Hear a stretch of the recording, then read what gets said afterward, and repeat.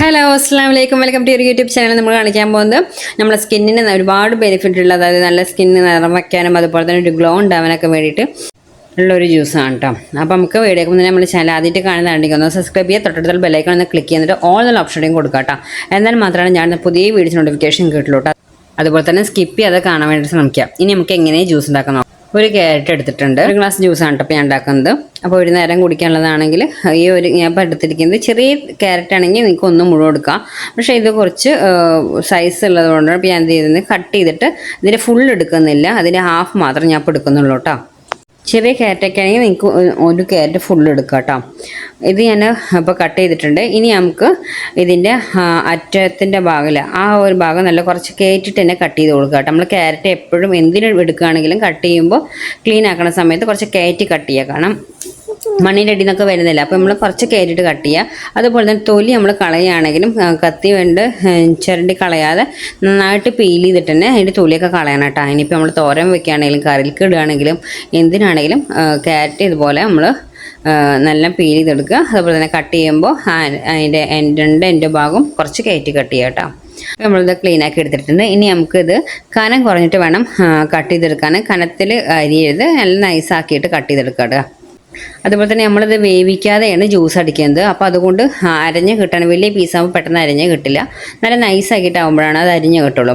സ്കിന്നിന് വേണ്ടിയിട്ടുള്ള ജ്യൂസ്, ഈ ക്യാരറ്റിൻ്റെ ജ്യൂസ് തന്നെ പല വീഡിയോസ് ഞാൻ ചെയ്തിട്ടുണ്ട്.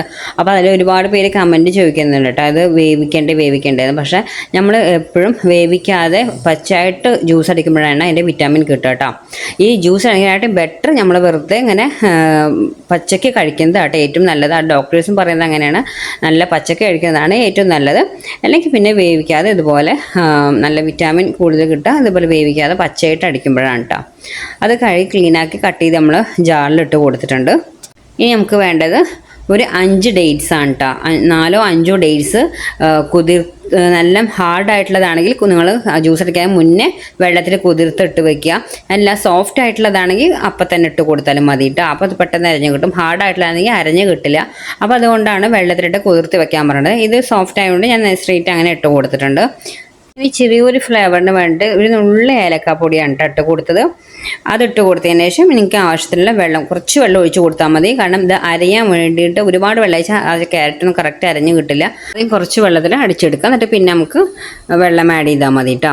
ഇപ്പോൾ ഞാൻ വെള്ളം ഒഴിച്ച് കൊടുത്തിട്ടുണ്ട്. ഇനി നമുക്കിത് ഫൈൻ പേസ്റ്റായിട്ട് നന്നായിട്ട് തന്നെ അരച്ച് കൊണ്ടുവരാം കേട്ടോ. ക്യാരറ്റ് തരുന്നില്ലാതെ നന്നായിട്ട് അടിച്ച് കൊണ്ടുവരിക.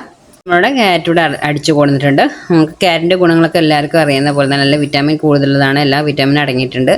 കണ്ണിൻ്റെ കാഴ്ചശക്തി കൂട്ടാനാണെങ്കിലും നമ്മുടെ സ്കിന്നിനാണെങ്കിലും അതുപോലെ പ്രതിരോധശേഷി കൂട്ടാനാണെങ്കിലും ഒക്കെ ഒരുപാട് ഗുണങ്ങളുണ്ട് കേട്ടോ ക്യാരറ്റ് കഴിക്കുന്നതുകൊണ്ട്. അതുപോലെ ഈത്തപ്പഴമാണെങ്കിലും നമ്മൾ രക്തക്കുറവിനൊക്കെ രക്തം ഉണ്ടാവാനൊക്കെ ഏറ്റവും നല്ലതാണ് കേട്ടോ ഈത്തപ്പഴമൊക്കെ കഴിക്കുന്നത്.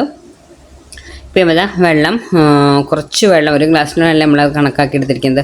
കുറച്ച് വെള്ളം ഒഴിച്ചിട്ട് ഒന്നുകൂടി അടിച്ചു കൊടുത്തിട്ടുണ്ട് കേട്ടോ. നല്ല പേസ്റ്റായി അരിഞ്ഞതിന് ശേഷമാണ് കുറച്ച് വെള്ളം കൂടിയും കൂട്ടി നമ്മൾ ഒന്നും അടിച്ചു കൂടുന്നത്. നമ്മുടെ ഹെൽത്തി ആയിട്ടുള്ള ജ്യൂസ് ഇവിടെ റെഡി ആയിട്ടുണ്ട് കേട്ടോ. ആക്കണ്ട ഒരു തരിയില്ലാതെ ഇതുപോലെ തന്നെ നമ്മൾ അടിച്ചെടുക്കുക കേട്ടോ. അപ്പോൾ നമ്മൾ കഴിക്കേണ്ട സമയം നമ്മൾ ബ്രേക്ക്ഫാസ്റ്റൊക്കെ കഴിച്ച് കഴിഞ്ഞിട്ട് ലഞ്ചിൻ്റെ ഇടയ്ക്കുള്ള സമയത്ത് നമുക്ക് ഈ ജ്യൂസ് കുടിക്കാം കേട്ടോ. അതുപോലെ തന്നെ നമുക്ക് ഡെയിലി കുടിക്കാൻ പറ്റിയില്ലെങ്കിൽ ആഴ്ചയിൽ 3-4 പ്രാവശ്യം കുടിക്കുക. നമുക്ക് പെട്ടെന്ന് റിസൾട്ട് കിട്ടുക. നമ്മൾ കണ്ടിന്യൂസ് ഇങ്ങനെ കുടിച്ചിട്ടുണ്ടെങ്കിൽ നമ്മുടെ സ്കിന്നൊക്കെ നല്ല ഗ്ലോ ആവും.